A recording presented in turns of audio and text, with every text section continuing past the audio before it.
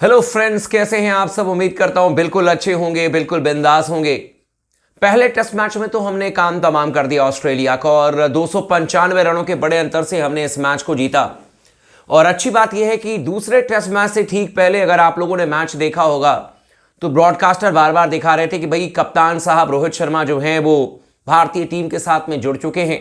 और गौतम गंभीर के साथ में बातचीत भी कर रहे थे मैच के बीच में। और साथ ही साथ जब लंच ब्रेक लिया गया था, जब ऑस्ट्रेलियन टीम लंच ब्रेक के लिए गए थे, इंडियन टीम भी गई थी, उस समय रोहित शर्मा जो हैं वो लगातार पर्थ के बाहर अभ्यास करते हुए नजर आए। वहां पर मुकेश कुमार गेंदबाजी कर रहे थे, वहां पर नवदीप सैनी गेंदबाजी कर रहे थे, जितने भी नेट बॉलर्स गए हैं। और साथ ही साथ जो थ्रो डाउन स्पेशलिस्ट हैं वो भी रोहित शर्मा को अभ्यास करवा रहे थे। तो ये तो कंफर्म्ड हो चुका है कि रोहित शर्मा की वापसी हो रही है और रोहित शर्मा कप्तानी भी करेंगे, ये भी कंफर्म्ड हो चुका है। और जसप्रीत बुमराह उनको सपोर्ट करते हुए नजर आएंगे, जैसे विराट कोहली करते हैं, जैसे बाकी खिलाड़ी करते हैं। तो रोहित शर्मा का तो आना तय है।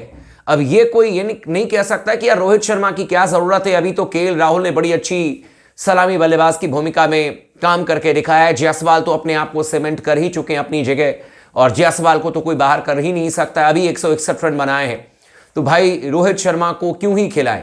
भाई कप्तान है, ऑब्वियस सी बात है, रोहित शर्मा तो खेलेंगे ही खेलेंगे। और इसमें कोई विवाद है भी नहीं, इसमें कोई लॉजिक भी नहीं है कि कोई कह रहे कि रोहित शर्मा कैसे खेलेंगे। लेकिन सवाल यह है कि अब टीम कॉम्बिनेशन क्या होगा, कौन से स्टार प्लेयर बाहर जाएंगे। अभी मैं शुभमन गिल के बारे में जिक्र ही नहीं कर रहा हूं, क्योंकि शुभमन गिल खेलेंगे नहीं खेलेंगे मैंने आपको बहुत हद तक पहले भी बताया कि खेलने की चांसेस कम है। अगर ऊपर वाले की मेहरबानी रही, अगर वो फिट हो जाते हैं तो फिर देखी जाएगी कि क्या कॉम्बिनेशन होती है। लेकिन रोहित शर्मा खेलेंगे ये तो कंफर्म्ड है, और रोहित शर्मा ओपन करेंगे ये भी कंफर्म्ड है।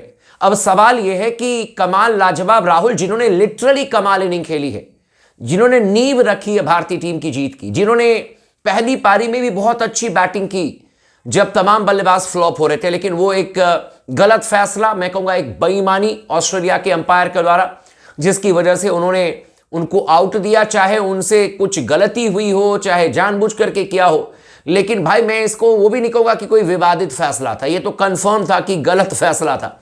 लेकिन अब कमाल लाजवाब राहुल कहां पर खेलेंगे और किससे बाहर किया जाएगा? क्या देवदत्त पडिक्कल को बाहर किया जाएगा, या फिर बाहर आप ध्रुव जुरैल को करेंगे? सिर्फ एक एंट्री होने की वजह से, रोहित शर्मा के आने की वजह से केएल राहुल किस पोजीशन पर खेलते हुए नजर आएंगे, इसी पर हम चर्चा करेंगे। क्या कॉम्बिनेशन होगी, क्या बेस्ट कॉम्बिनेशन के साथ भारतीय team day night test match में जा सकती है एडिलेड में। क्योंकि जो हमने इस समय मोमेंटम हासिल किया है, उस मोमेंटम को हमें बना करके रखना है, किसी भी हाल में टूटे ना, इस पर हमें ध्यान देने की जरूरत है। तो चैनल को जरूर सब्सक्राइब कर लीजिएगा, जितने भी दोस्त हमारे नए हैं वीडियो को आखिरी तक जरूर देखिएगा ताकि आपको डिटेल में इंफॉर्मेशन मिल जाए। और अपने दोस्तों के साथ भी आप चाहे तो शेयर कर सकते हैं। और आप सभी दोस्तों से रिक्वेस्ट है कि प्लीज और प्लीज जरूर सपोर्ट कर दीजिए स्पोर्ट्स टॉक चैनल को। तो सबसे पहली बात यह है मेरे दोस्तों कि रोहित शर्मा की एंट्री कंफर्म्ड है, ओपन भी करेंगे ये भी कंफर्म्ड है जायसवाल के साथ में। अब केएल राहुल किस पोजीशन पर खेलेंगे इसको लेकर के भाई मुझे तो लगता है कि एक ही पोजीशन है जहां पर कि केएल राहुल को खिलाना चाहिए, वो है कि आप देवदत्त पडिक्कल को करो ड्रॉप और केएल राहुल को खिलाओ 3 नंबर पर। यह मेरा खुद का मानना है। 4 नंबर पर फिर विराट कोहली, 5 नंबर पर फिर आपके लिए खेलते हुए नजर आएंगे ये क्या कहते हैं ऋषभ पंत, 6 नंबर पर ध्रुव जुरैल या सरफराज में से जिसको भी खिलाना है आप देख लीजिए। मेरे को लगता है कि शायद एक और मैच में आप ध्रुव जुरैल को जरूर मौका देंगे। एंड देन उसके बाद जिस तरीके से आपकी बैटिंग लाइनअप चल रही थी, भाई आप वॉशिंगटन सुंदर को खिला लो, आप नीतीश रेड्डी को खिला लो, लेकिन केएल राहुल को आप 3 नंबर खिलाओ।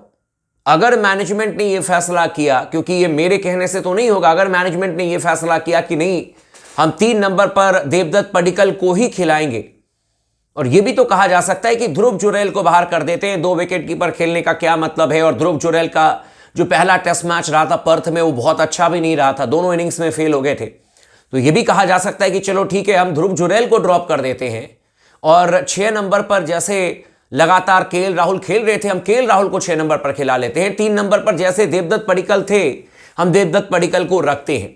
और मैं इसलिए कह रहा हूं क्योंकि अभी मैं मान करके चलता हूं कि शायद शुभमन गिल आपके लिए दूसरे टेस्ट मैच तक फिट नहीं होंगे। अगर शुभमन गिल फिट हो जाएंगे तो अब तो ऑब्वियस ही बात है कि आपको ड्रॉप करना पड़ेगा देवदत्त पडिक्कल को भी, और साथ में ध्रुव जुरैल को भी। लेकिन अगर रोहित आ रहे हैं और अगर आपको देवदत्त पडिक्कल और ध्रुव जुरैल में से किसी एक को ड्रॉप करना है, तो मेरा यह मानना है कि आप अगर देवदत्त पडिक्कल को ड्रॉप करते हो तो 3 नंबर पर एटलीस्ट आप केएल राहुल को खिलाओगे। और हमें यह नहीं भूलना चाहिए कि केएल राहुल ने नई गेंद के साथ में ओपन करते हुए शानदार बल्लेबाजी की है भारतीय टीम के लिए। अब हम उन्हें जबरदस्ती 6 नंबर खिला लें ऋषभ पंत के बाद में, अब हमें जबरदस्ती उनको कह रहे कि आप 7 नंबर के प्लेयर हैं। भाई एक चीज मैं आप लोगों को बताता हूं, बहुत कम ऐसे दुनिया में प्लेयर हैं जिनको कि टेल एंडर्स के साथ में खेलने की कला पता होती है कि कैसे रन बनाए जाते हैं, टेल एंडर्स के साथ में कैसे बैटिंग की जाती है। हमारे पुराने समय के बहुत सारे ऐसे खिलाड़ी थे, उसमें से प्राइम एग्जाम्पल वीवीएस लक्ष्मण है। 6 नंबर पर खेलते थे, टेल एंडर्स के साथ खेल करके कई ऐतिहासिक पारी उन्होंने खेल दी है। ऐसे ही ऑस्ट्रेलिया में बहुत सारे प्लेयर थे। एडम गिलक्रिस्ट टेस्ट मैचेस में 6 नंबर पर बैटिंग करने के लिए आते थे, टेल एंडर्स के साथ में कई बेहतरीन पारी खेल करके चले गए। लेकिन केएल राहुल को देख करके मुझे लगता नहीं है कि टेल एंडर्स के साथ में केएल राहुल बहुत कंफर्टेबल हैं। वो टॉप ऑर्डर के बैट्समैन हैं, वो एक आपके तकनीकी बहुत मजबूत बल्लेबाज हैं, उनका इस्तेमाल आपको ऊपर करना चाहिए। शुभमन गिल को जगह देने के लिए आपने केएल राहुल को नीचे कर दिया, चलो ठीक है, समझ में आता है कि आपको केएल राहुल को खिलाना था और आपने कहा कि ऐसे जगह नहीं बनेगी तो हम इनको 6 नंबर पर खिलाते हैं। लेकिन अगर शुभमन गिल आपके पास में नहीं है और रोहित शर्मा आपके लिए ओपन कर रहे हैं तो ये कंफर्म है भाई कि मेरे ख्याल से आपको देवदत्त पडिक्कल को करना चाहिए बाहर टीम से और आपको 3 नंबर पर खिलाना चाहिए केएल राहुल को।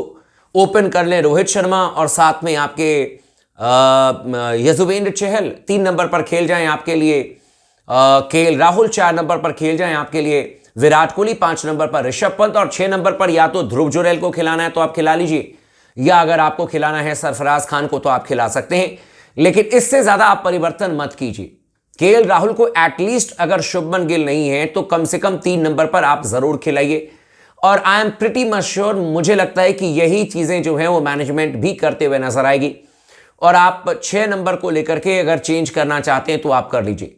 आप देवदत्त पडिक्कल को बाहर करके केएल राहुल को 3 नंबर पर लेकर के आइए, क्योंकि केएल राहुल को इससे नीचे भेजने का इस समय मतलब नहीं है।